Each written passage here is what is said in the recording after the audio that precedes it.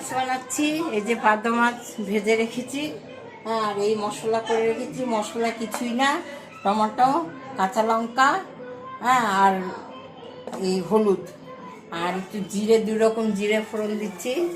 ফোড়ন দিয়ে এগুলো ছেড়ে দেবো। এই মশলাটা ভালো করে কষাবো, কষিয়ে তারপরে পাতলা ধুলো করবো, বেশি শুকনো করবো না, একদম পাতলা ধুলো হবে।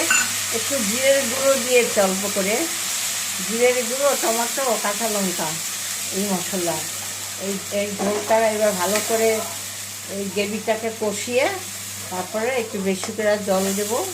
হ্যাঁ, একটু পাতলা পাতলা হবে, দেখাবো, রান্না করে নিয়ে আবার দেখাবো। মশলাটা ভাজা হয়ে গেছে, এবার আমি জল দেবো। পাতলা ঝোল হবে, একটু বেশি করে জল দিতে হবে। জলটা দিয়ে দিলাম, এবার আমি মাছটা ছেড়ে দেব।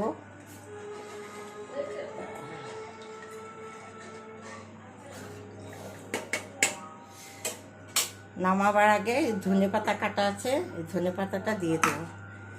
মাছটা এবার আমি ছেড়ে দেবো।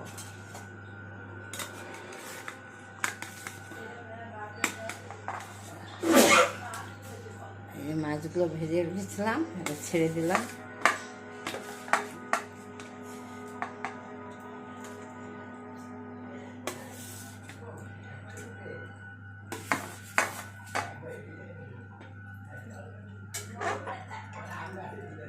মাছগুলো ফুটবে, তারপরে ধনে পাতা দিয়ে নামিয়ে দেবো।